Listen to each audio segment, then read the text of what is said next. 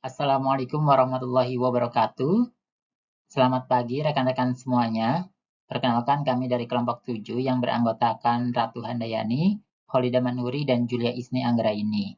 Pada kesempatan kali ini kami akan mempresentasikan materi mengenai pengujian hipotesis sampel besar dalam mata kuliah Statistik Bisnis yang diampu oleh Ibu Rona Tumir Maulisi Simorangkir SEMM.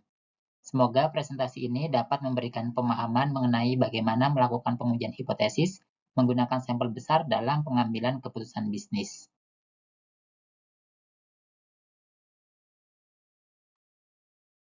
Sebelum memasuki materi, berikut adalah agenda presentasi kami. Pertama, kami akan menjelaskan definisi dan konsep dasar mengenai hipotesis. Kemudian yang kedua, membahas prosedur pengujian hipotesis yang terdiri dari 5 langkah. Kemudian yang ketiga, menjelaskan perbedaan uji satu arah dan uji dua arah. Dan yang keempat, membahas pengujian rata-rata dan proporsi pada sampel besar. Yang kelima, membahas pengujian selisih dua sampel. Dan yang terakhir, kami akan memberikan studi kasus bisnis agar lebih mudah dipahami. Sebelum melakukan pengujian hipotesis, kita perlu memahami apa itu hipotesis. Hipotesis merupakan dugaan atau pernyataan mengenai parameter suatu populasi yang nantinya akan diuji menggunakan data sampel. Sedangkan pengujian hipotesis adalah proses untuk menentukan apakah dugaan tersebut masih dapat diterima atau harus ditolak berdasarkan bukti yang diperoleh dari sampel. Dalam pengujian hipotesis terdapat dua jenis hipotesis. Yang pertama adalah hipotesis nol atau H0, yaitu pernyataan awal atau kondisi yang dianggap benar sebelum dilakukan pengujian. Yang kedua adalah hipotesis alternatif atau H1, yaitu hipotesis yang akan diterima apabila H0 ditolak. Jadi, tujuan pengujian hipotesis sebenarnya adalah menentukan apakah H0 masih layak dipertahankan atau harus ditolak. Pengujian hipotesis dilakukan melalui 5 langkah. Langkah pertama adalah merumuskan hipotesis H0 dan H1. Kemudian langkah kedua, menentukan taraf nyata atau tingkat signifikansi yang biasanya menggunakan alfa sebesar 1%, 5%, atau 10%. Langkah ketiga, menghitung nilai statistik uji. Untuk sampel besar digunakan uji Z. Kemudian langkah keempat, menentukan daerah keputusan berdasarkan nilai kritis Z. Dan langkah terakhir adalah membandingkan nilai Z hitung dengan Z tabel untuk memutuskan apakah H0 ditolak atau gagal ditolak. 5 langkah ini selalu digunakan pada setiap pengujian hipotesis. Pada pengujian hipotesis terdapat dua jenis uji, yaitu satu arah dan uji dua arah. Uji satu arah digunakan ketika hipotesis alternatif menggunakan tanda lebih besar atau lebih kecil. Jika H1 menggunakan tanda lebih besar, maka daerah penolakan berada di sebelah kanan. Sebaliknya, jika menggunakan tanda lebih kecil, maka daerah penolakan berada di sebelah kiri. Sedangkan uji dua arah digunakan apabila hipotesis alternatif menggunakan tanda tidak sama dengan. Daerah penolakan berada di kedua sisi distribusi normal dengan nilai kritis kurang lebih 1,96 pada taraf nyata 5%. Pada slide ini juga dijelaskan dua jenis kesalahan. Kesalahan tipe 1 adalah menolak H0, padahal sebenarnya benar. Sedangkan kesalahan tipe 2 adalah menerima H0, padahal sebenarnya salah. Selanjutnya, kita masuk pada pengujian rata-rata sampel besar. Pengujian ini digunakan apabila jumlah sampel minimal 30, sehingga distribusi sampling dapat dianggap normal. Rumus yang digunakan adalah rumus uji Z. Pada contoh ini, perusahaan reksadana mengklaim bahwa rata-rata hasil investasinya sebesar 10,5%. Setelah dilakukan penelitian terhadap 30 perusahaan, diperoleh rata-rata 16,32% dengan standar deviasi 10,46%. Dari hasil perhitungan menghasilkan Z hitung sebesar 3,05. Karena nilai tersebut lebih besar dari Z kritis, yaitu 1,96, maka H0 ditolak. Artinya, rata-rata hasil investasi tersebut memang berbeda dari klaim perusahaan. Selain menguji rata-rata, kita juga dapat menguji proporsi. Uji proporsi digunakan apabila data yang diteliti berupa persentase atau peluang suatu kejadian. Berikutnya adalah uji selisih dua rata-rata. Pengujian ini digunakan untuk mengetahui apakah rata-rata dua kelompok memiliki perbedaan yang signifikan.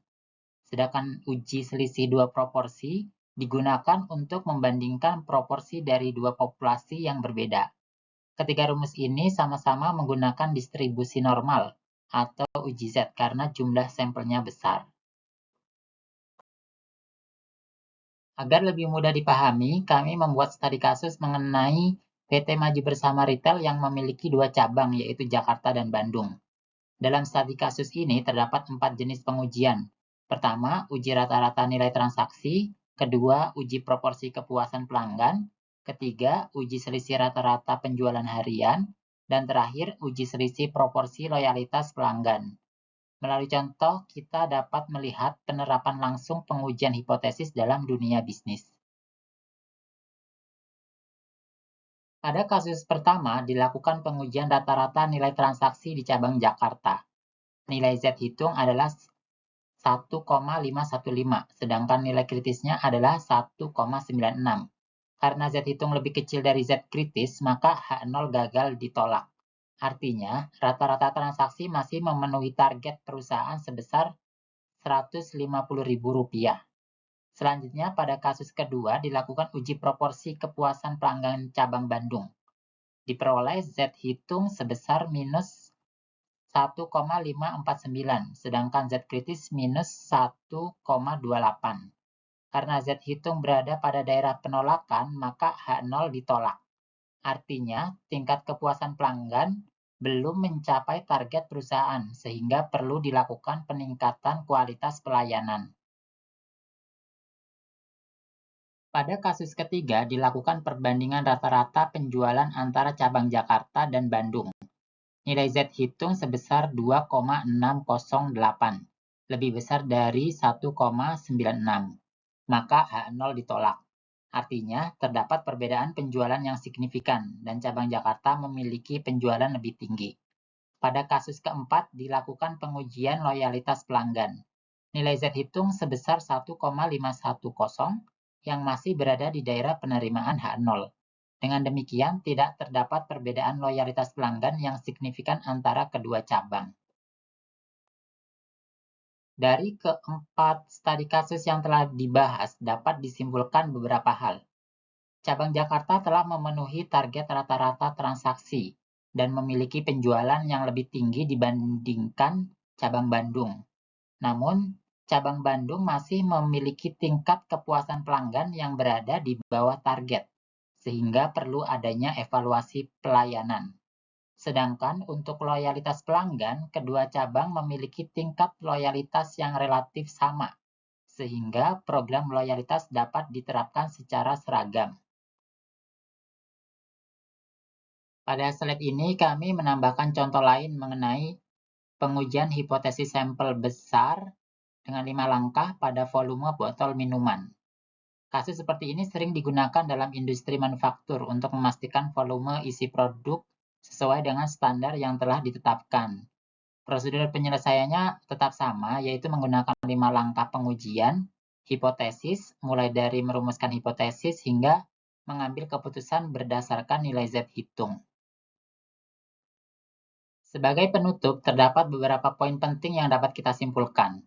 Pertama, hipotesis merupakan dugaan mengenai parameter populasi yang diuji menggunakan data sampel.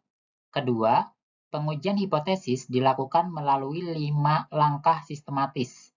Yang ketiga, untuk sampel besar atau minimal 30 data digunakan uji Z.